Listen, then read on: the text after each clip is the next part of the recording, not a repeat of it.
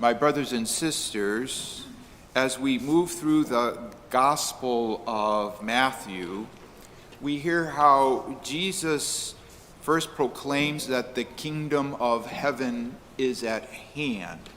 That is to say, the dwelling of God is now somehow breaking into earth, and it is having a significant influence on life in the world. Jesus then starts teaching about the ramifications of living in this kingdom of heaven in terms of the Beatitudes. He says that living in the kingdom of heaven is a way of living in reality as it is, and not the way that we would like it to be, but in a way that is blessed. And the way that we are blessed by God is by being poor in spirit. Today, Jesus carries this lesson forward to a next step where he talks about what being poor in spirit, being blessed by God in this kingdom of heaven makes us.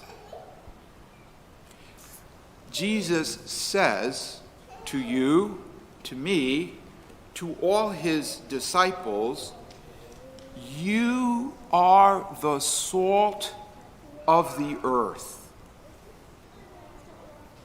And what Jesus means by this is that in Jesus' day, and indeed in certain parts of the world even today, that there are these earth ovens that are kind of like dug in the earth, early barbecue of sorts.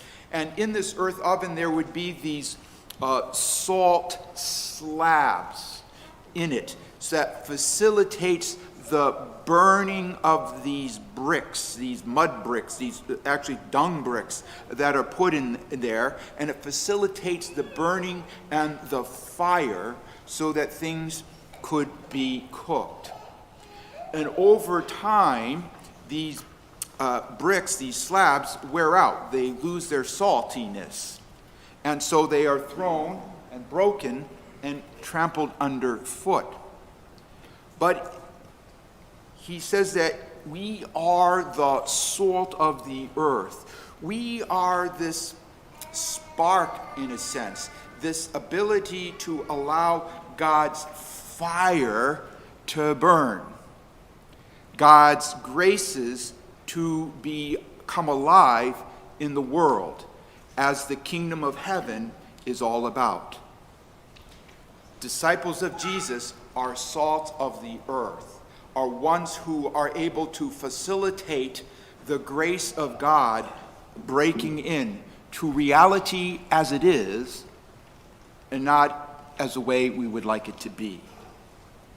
Then Jesus says, and it's kind of connected to being salt of the earth, is that we are light of the world. Now, light in the Jewish way of thinking suggests the presence of God. That wherever there is light, there is God's presence. Turn this way. Notice the light in the sanctuary next to the tabernacle. That light is always burning because the presence of God in the Eucharist, the presence of Jesus, is reserved in the tabernacle, a dwelling place. That light shows the presence of God among us. Jesus is saying, not only in like a temple, but also in our lives as well, that if the kingdom of heaven is the dwelling of God, then the tabernacle of God is in us, that we carry the presence of Christ in our lives, and the kingdom of heaven breaks into the world as it is, rather than in the way we would like it to be. And that as disciples, we are salt, we are the spark, the facilitators of this grace breaking in, but we are also by that being becomes light, that the grace breaks through us in our blessedness into the world. And as it breaks in, it has a healing effect. It gives God glory and attracts us or attracts others to God's glory. Jesus says that the good deeds that we do as disciples are this light, and the good deeds that we do bring this presence of God into our lives in a way that people recognize and give glory to God because they see the presence of God. Early Christians did this all the time, especially with those who are sick. When there were diseases or any kind of ailments, the practice would be to somehow isolate or excommunicate or somehow get rid of those who are sick. And what the early Christians did was they just moved right into that sickness. They moved right into where the sickness was and helped the people who were sick. Those in charge would not even think of doing such a thing. And Christians, with their love, gave glory to God by moving into a place where there was a need and no one else was meeting it. Those were the good deeds of Christians. And others saw how God was present, and others came to Christ because of such actions. So, my brothers and sisters, what are the good deeds of our day, the deeds that no one else will do for whatever reason, that Christians can move into and do to bring about further healing in the world? And instead of thinking about it on a global terms, which kind of excuses us from doing anything, what is it in our communities where there is a need for love, where there is a need for healing, where there is a need for some kind of social repair that is so much in need that we as disciples of Jesus can move into? And once naming those, how would one move into those?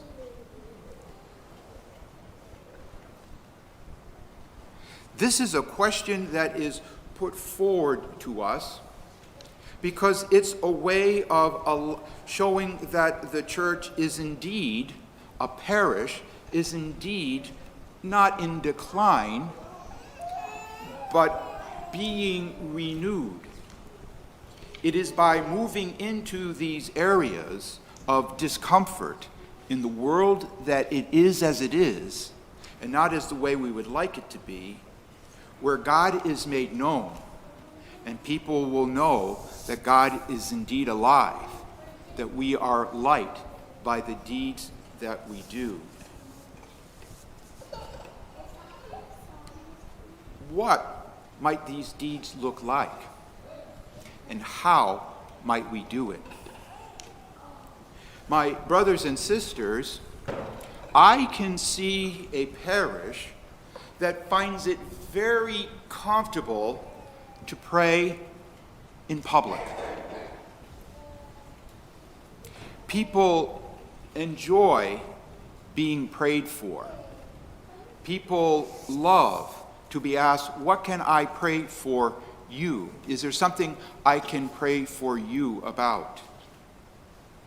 I can see a parish where prayer is not is more than just a personal, private habit, but something that we do as a community, that we do for one another, and that we do for others in the world. That's something that can be very local. That's something that can be done. And it isn't all that impossible. Why? Because God has blessed us. Because we are salt of the earth. Because we are the light of the world. My brothers and sisters, as the tabernacle light suggests, God is indeed present in our lives. As Jesus proclaims, these are his words, not words of a theologian. Do we really believe these words? And how can we express this belief? My brothers and sisters, there are lots of challenges in the world. Indeed, there are many challenges in our community at large. And we as parish, as the sacrament of salvation, are the ones who can bring the healing. We can do it because we are blessed, because we are salt, because we are light.